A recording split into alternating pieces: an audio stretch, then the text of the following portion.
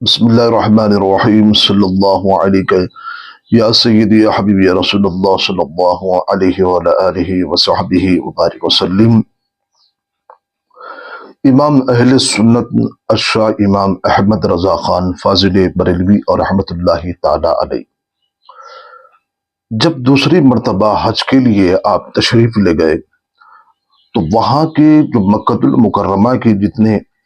علماء جو علماء تھے، فضلاء تھے، جو صوفیہ اکرام تھے، وہ سب کے سب جب اعلیٰ حضرت کے پاس کئی ایسے مسائل اور کئی ایسے سوالات جب آپ کے سامنے رکھے گئے، وہ ایسے سوالات تھے جو دنیا بھر کے تمام علماء کے پاس وہ سوالات کو بھیجا گیا تو لیکن وہ جواب سے قاصر ہو چکے تھے۔ لیکن اعلیٰ حضرت علیہ رحمت الرضوان جب دوسری مرتبہ جب حج کے لیے حاضر ہوئے تو وہ سوالات آپ کے سامنے رکھے گئے۔ جب وہ سوالات میں سے آپ کے پاس ان سوالوں میں سے ایک سوال ایسا تھا جہاں علم غیب مصطفیٰ صلی اللہ علیہ وسلم تھا، تو علم غیب مصطفیٰ صلی اللہ علیہ وسلم پر امام اہل سنت اعلیٰ حضرت نے مکۃ المکرمہ کے اندر بیٹھ کر آپ نے 8 گھنٹوں میں ایک کتاب لکھی جسے الدورۃ المکیہ کہا جاتا ہے، جس میں علم غیب مصطفیٰ صلی اللہ علیہ وسلم پر قرآن سے، حدیث سے، صحابہ سے، اقوال سے، شارحین سے، محدثین سے، فقہاء کرام سے، اور تمام کے تمام اقوال کو آپ نے اس میں جمع کر دیا اور 8 گھنٹے میں اس کتاب کو لکھا۔ پھر اس کے بعد آپ بخار کی حالت میں ہیں اور اتنے دلائل اس کے اندر آپ نے دی ہے۔ پھر اس کے بعد آپ نے کئی ایسے کتابیں لکھی جس کے اندر علم غیب مصطفیٰ صلی اللہ علیہ وسلم یہ لکھی آپ نے۔ پھر ایک ایسی کتاب انباء الحی جس کے اندر قرآن مجید کے حوالے سے یہ آپ نے اس کتاب کو تحریر فرمایا اور اس میں یہ بات کو واضح کیا کہ قرآن مجید کے اندر ہر وہ چیز کا ذکر ہے، اور علماء اکرام یہ فرماتے ہیں کہ انباء الحی یہ کتاب اگر جو کوئی بھی اگر پڑھ لیتا ہے تو عشق اور محبت میں اسے اضافہ ہوتا ہے، وہ عشق رسول اللہ اور محبت رسول اللہ اس کے دل میں اور مزید بڑھ جاتی ہے۔ تو اس میں سے اعلیٰ حضرت عظیم البرکت علیہ رحمت الرضوان کے پاس اس میں سے ایک سوال یہ بھی تھا کہ بارگاہ رسالت مآب صلی اللہ علیہ وسلم میں جب درود پاک پڑھا جاتا ہے تو پھر یہ پیش کیوں کیا جاتا ہے جبکہ آپ تو ہر چیز کو جانتے ہیں؟ تو اعلیٰ حضرت عظیم البرکت علیہ رحمت الرضوان کے پاس جب یہ سوال آپ کے پاس آیا تو آپ نے بڑے ہی آسان طریقے سے اس کا یہ جواب بھی دیا، اور اس کے دلائل آپ نے اتنے اچھے، انوکھے اور پیارے دلائل دیے کہ دیکھو بادشاہوں کے دربار میں درود پاک تحفے تحائف پیش کیا جاتا ہے، جس طرح کہ خدا کی بارگاہ میں اعمال پیش کیے جاتے ہیں، جبکہ خدا جانتا ہے بندوں کی دلوں کی نیتوں کو اور ان کے ارادوں کو جانتا ہے، پھر بھی خدا کی بارگاہ میں اعمال بندوں کے پیش کیا جاتا ہے، تو پھر خدائے پروردگار عالم کے بارے میں تم کیا کہو گے؟ تو اسی طرح سے بادشاہوں کے دربار میں جب تحفے تحائف بھیجے جاتے ہیں تو اسی طرح سے رسول پاک علیہ الصلوۃ والسلام کی بارگاہ میں بھی درود پاک کا تحفہ امتیوں کی طرف سے پیش کیا جاتا ہے۔ تو پھر اس کے بعد اعلیٰ حضرت علیہ رحمت الرضوان نے بڑی تحقیق کے ساتھ، بڑی زبردست تحقیق کے ساتھ آپ نے یہ ثابت کیا کہ رسول پاک علیہ الصلوۃ والسلام کی بارگاہ میں اگر کوئی امتی جب درود پاک پڑھتا ہے تو 1 مرتبہ نہیں بلکہ 10 مرتبہ آپ کی بارگاہ میں درود پاک پہنچتا ہے۔ تو آپ نے پھر حدیثوں سے بھی ثابت کیا، رسول پاک علیہ الصلوۃ والسلام کی شان اور عظمت کو بھی اجاگر کیا۔ یہ امام اہل سنت ہے، اور دقت نظری اور وسعت نظری کے اعتبار سے آپ نے بڑے ہی واضح دلائل آپ نے پیش کیے ہیں۔ تو آپ یہ فرماتے ہیں کہ جب کوئی درود پاک پڑھتا ہے کوئی امتی تو پھر سرکار مدینہ صلی اللہ علیہ وسلم کے پاس روضہ انور کے پاس ایک فرشتہ کھڑا ہے جو امتی کا درود پیش کرتا ہے آپ کی بارگاہ۔ تو ایک یہ ہو گیا، تو ایک فرشتہ گنبد خضرا کے پاس ہے وہ درود پاک آپ کی بارگاہ میں پیش کرتا ہے۔ دوسرا وہ فرشتہ ہے جو درود پڑھنے والے کے ساتھ مامور اور موکل ہوتا ہے، یعنی کہ درود پڑھنے پر ہی وہ مقرر ہے، جیسے درود پڑھا جاتا ہے تو بارگاہ رسالت مآب صلی اللہ علیہ وسلم میں وہ فرشتہ پیش کرتا ہے، یہ دوسری مرتبہ پیش کیا جاتا ہے۔ اور تیسری مرتبہ سیر و سیاحت کرنے والے کچھ ایسے فرشتے ہیں، جو فرشتے جو تلاش کرتے ہیں، جو درود پاک پڑھتے ہیں، ان درود پاک پڑھنے والوں کو درود کو سن کر بارگاہ رسالت میں اس درود پاک کو پیش کیا جاتا ہے، یہ تیسری مرتبہ ہے۔ پھر چوتھی مرتبہ درود پڑھنے والے کا درود بارگاہ رسالت میں کس طرح پہنچتا ہے؟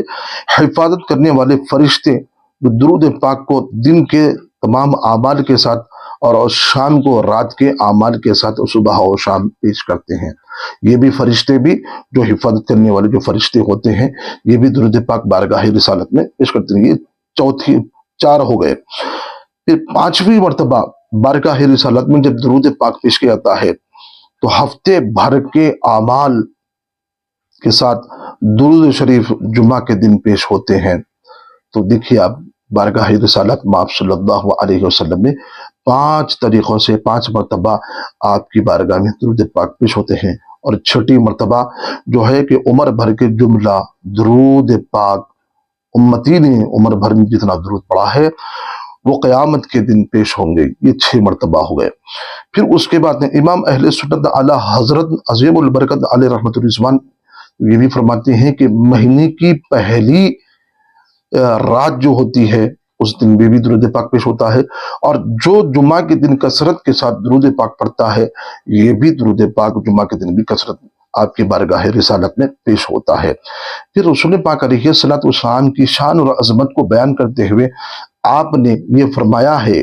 کہ دیکھو، جس طرح سے سرکار مدینہ صلی اللہ علیہ وسلم نے نماز کسوف آپ پڑھا رہے تھے تو سرکار فرماتے ہیں کہ تمام کائنات کی ہر وہ چیز مجھے دکھا دی گئی ہے، جب دکھا دی گئی ہے تو میں سرکار نے دیکھ لیا ہے، تو اس میں درود پاک بھی شامل ہے کہ کون امتی کہاں سے پڑھتا ہے، آپ اس کے درود پاک کو بھی سماعت فرماتے ہیں اور سنتے ہیں۔ جو سرکار اس طرح سے بھی آپ کی بارگاہ میں درود پاک وہ آپ سماعت بھی فرماتے ہیں اور دیکھتے بھی ہیں۔ پھر معراج کی رات میں جب آپ تشریف لے گئے تو فرشتوں آپس میں کچھ بات پہ کچھ بحث ہو رہی تھی، تو اللہ رب العزت نے سرکار مدینہ صلی اللہ علیہ وسلم سے فرمایا کہ محبوب پاک علیہ الصلوۃ والسلام، یہ فرشتے آپس میں کس بات میں لڑ رہے ہیں اور جھگڑ رہے ہیں؟ تو رسول پاک علیہ الصلوۃ والسلام نے اللہ کی بارگاہ میں عرض کیا کہ مولا تو ہی بخوبی جانتا ہے۔ تو اللہ رب العزت نے آپ کی پشت مبارک پر، یعنی کہ سینے مبارک پشت مبارک پر اپنا دست قدرت رکھا، پھر اس کے بعد وہ ٹھنڈک آپ کے سینے مبارک میں محسوس ہوئی، پھر اس کے بعد تمام چیزیں آشکارا ہو گئی، تو آپ تمام چیزوں کو آپ نے ملاحظہ فرمایا، وہ فرشتوں کے تمام سوالات وہ جوابات تھے آپ نے ان کو بھی عنایت فرما دیے۔ تو تمام چیزیں جب آپ کے سامنے واضح کھل گئی تو درود پاک پڑھنے والا بھی کون کہاں سے پڑھتا ہے اس انداز سے بھی آپ دیکھتے ہیں اور اس کو سماعت فرماتے ہیں۔ اور رسول پاک علیہ الصلوۃ والسلام کی وہ شان ہے، وہ عظمت ہے کہ جب آپ نماز پڑھاتے ہیں تو نماز پڑھاتے وقت بھی سرکار مدینہ صلی اللہ علیہ وسلم جس طرح سے آگے دیکھتے ہیں اور پیچھے بھی اسی طرح سے دیکھتے ہیں جس طرح سے آپ سامنے دیکھتے ہیں،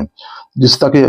حدیث پاک میں ہے، رسول پاک علیہ الصلوۃ والسلام فرماتے کہ تمہارا رکوع اور سجود مجھ سے پوشیدہ نہیں ہے، بلکہ میں جس طرح سے آگے دیکھتا ہوں اسی طرح سے میں پیچھے بھی دیکھتا ہوں۔ تو سرکار مدینہ صلی اللہ علیہ وسلم کی بارگاہ میں ان تمام چیزوں سے آپ کے درود پاک، آپ کا درود پاک جو امتی جو پڑھتا ہے آپ کی بارگاہ میں بارگاہ رسالت میں پیش ہوتا ہے، 6 مرتبہ سے اس انداز سے پیش ہوتا ہے کہ سرکار مدینہ صلی اللہ علیہ وسلم اپنی شان اور عظمت کے ساتھ اس طرح سے دیکھتے ہیں اور سماعت بھی فرماتے ہیں اور ملاحظہ بھی فرماتے ہیں۔ اسی طرح سے امام اہل سنت اعلیٰ حضرت عظیم البرکت مجدد دین و ملت الشاہ امام احمد رضا خان فاضل بریلوی رحمۃ اللہ تعالیٰ علیہ نے اس انداز سے آپ نے تحقیق کر کے بتایا کہ 10 مرتبہ آپ کی بارگاہ میں درود پاک پہنچایا جاتا ہے اور درود پاک پہنچتا بھی ہے۔ تو میرے عزیزان محترم، یہ امام اہل سنت ہے۔ جب کبھی آپ نے قلم اٹھایا ہے دلائل کے انبار لکھ دیے ہیں۔ قرآن ہوتی ہے، حدیث ہوتی ہے، پھر اقوال صحابہ ہوتی ہیں، پھر محدثین، شارحین اور تمام کتب کے حوالے اس کے اندر دلائل کا انبار ہوتے ہیں۔ کہنے کا مقصد یہ ہے کہ امام اہل سنت اعلیٰ حضرت عظیم البرکت یہ پیغام دینا چاہتے ہیں سرکار مدینہ صلی اللہ علیہ وسلم کی امت کو کہ اے امتیوں، نبی کے غلاموں، جب تم ایک مرتبہ درود پڑھتے ہو تو 10 مرتبہ سرکار مدینہ صلی اللہ علیہ وسلم کی بارگاہ میں درود پاک پہنچتا ہے، اس لیے کثرت کے ساتھ درود پاک پڑھا کریں۔ سرکار بخود فرشتوں کے ذریعے سے بھی آپ پہنچتا ہے، اور آپ خود سماعت فرماتے بھی ہیں، اور آپ خود ملاحظہ بھی فرماتے ہیں، اور دیکھتے بھی ہیں اور سنتے بھی ہیں۔ اللہ رب العزت ہم سب کو درود پاک کثرت کے ساتھ پڑھنے کی ہمیں توفیق عطا